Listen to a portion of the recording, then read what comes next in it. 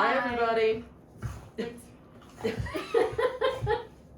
is Percy. This is Percy. He's being a little crazy today. Yeah, he's just got a little bit of pet zoomies. He does. I'm Reverend Catie. And I'm Darrah Bryans, the ministerial intern. And we are the ministers serving First Parish, and Percy is Darrah's dog, who also serves First Parish by being very adorable. Very cute. Hi, bud. Yes. Yeah. Yeah, you're in a good mood today, aren't you, buddy?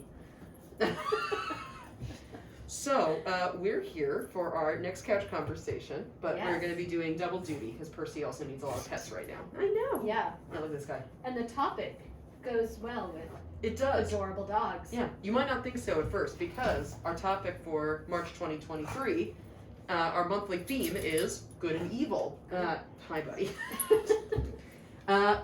Every month at First Parish we have a monthly theme where we integrate that theme into our worship services, our music, our small group ministry program, our Life Spent RE. And so we've been talking a lot this month about good and evil. But A lot about evil. we've been talking a lot about evil because that is evil comes into people's lives. They want to know why. And actually we don't pay much attention then to the goodness coming into our lives. That balance. Yeah, the goodness seems to just be integrated into like, oh, well, I'm just having a nice day. I've read once that people are much more likely, thinking about feedback, that you're much more likely to remember one piece of negative feedback than 5 compliments. Yes. And there is some sort of evolutionary biology going on there. Survival. So, survival, like, oh yeah, I should take this criticism because it's going to help me stay alive. Yep. The compliments aren't even doing that well. I don't need to worry about it. And so we thought that maybe today we would talk a little bit about how we, Darrah and Reverend Catie, integrate goodness into our day-to-day experience and become mindful of it. Yeah, no, like Percy, come back. I know. Percy, you want to come back up? What do you think? No. No, he's done now. All right. He's like, I've had it with you ladies. My pet zoomies are done. right. Exactly. So, Darrah, what's one of the ways that you integrate joy and goodness? How do you look for goodness in your everyday life? Well, I am a news, I can't stop listening to and reading the news. I subscribe to the New York Times and the Washington Post, and I love NPR, and the news can get me really down. Yeah, I was about to say, this doesn't seem like it's going in the right direction. It's not at all. And then the Washington Post popped up in my email and said, do you want to subscribe to The Optimist? And I thought, yes, I do, because I need a bit of optimism in my life. And it drops into my inbox, I don't know, maybe weekly, and it has all these articles about good things happening in the world. And Percy, we said he fits in with the theme because this week had a fabulous article on puppies, on Turks and Caicos, who tourists can sign up to take these puppies for a walk on the beach. And they line up outside around the block to walk a dog. And then the dogs are often adopted by the people who walked them, and they send them up north basically to find forever homes. That's It beautiful. was a lovely article with great photographs. At the end, all the negative stuff is gone, and all you're left with is that warm and fuzzy of puppies. Of puppies. Yeah. People loving them. That's wonderful. And that's called The Optimist It's called The Optimist. from the Washington Post. Yeah, and you too can subscribe. No, it's not a good, it's not a bad idea there. Yeah. To get some goodness in your inbox. Yeah, compared to all the other stuff. Compared to all the other stuff. Yeah. And what I was thinking. Plenty of bad news. Yeah. And what I was thinking about, looking for the good, I brought my iPad with me. When I was in college, I studied psychology for my bachelor's, and at the time it was becoming a larger research, there was a larger research interest developing in positive psychology. So research on wellness and happiness. And that really only got started in the 1990s as a large focus in psychological research. Yeah. And that's because, again, we notice the problems, things that make people's lives more difficult. And so there wasn't actually that much energy being put into, well, what makes people's lives better?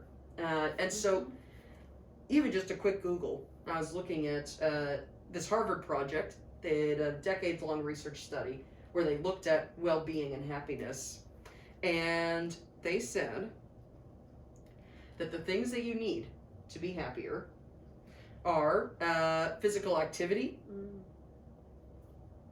absence of addictions, having mature mechanisms for dealing with life's ups and downs. We're getting interrupted by a phone call. Again. This couch conversation is going very interestingly today. And then having stable partnerships, good relationships. So they talked about in this sort of older study, the stable marriages. Really, being outdoors, nature, was not one of the factors? I don't think it is. Though I imagine that physical activity, a lot of that can happen outside. Because that is certainly one thing that I do when I need a little pick-me-up. And we are filming this right after the time change, and today is actually the spring equinox. It is. And I'll tell you what, the sunshine, even though it's still cold outside, it makes a huge chemical difference. It's not just I'm dreaming that this is making me feel better. It's the sunshine, but it really is. You can look into positive psychology about, well, what are the things that I could be doing differently, additive, taking something out. But a lot of it is just about like, well, do you have stable, healthy friendships? Do you have stable relationships in your life that are really supportive of you? Do you get out and move your body in any sort of way? Very simple. Yeah. Do you get outside? Do you eat and drink in ways that are healthy for your particular body? Yeah. And so I love the work of positive psychology, because it does, in a world of infinite choices, it feels like, it can give us some direction on, well, how can I get to greater wellness? Like, not just avoiding things that I might think will negatively impact me, but what are the things that are going to benefit me? I like the reframing also, because we talk so much about mental health lately, particularly since the pandemic. So many of us are struggling with depression and anxiety. And we talk about the depression and the anxiety rather than looking at the other side of it, which is it's the prevention and not the reaction to, right? Yes. That how do I stop this? But instead thinking, what does support my mental health? What does make me feel happiness and joy?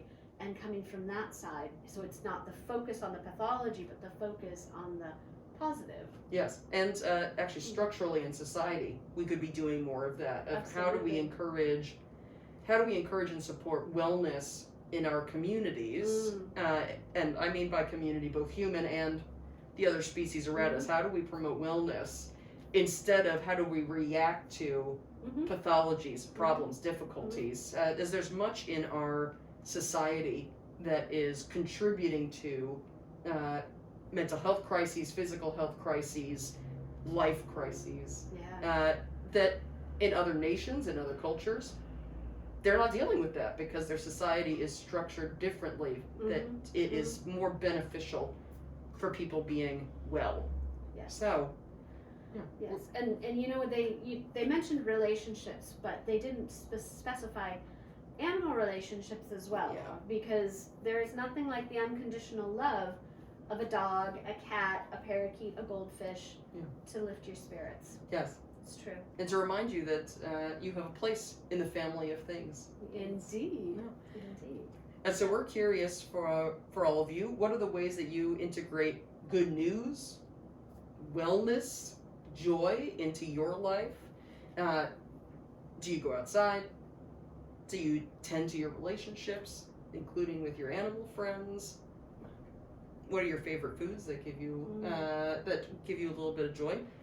It's let us know in the comments, either on YouTube or Facebook, or you can email us at our email addresses are at uuneedham.org, and we'd be very happy to hear from you. And we'll see you next month for our next couch conversation. See you soon. Bye.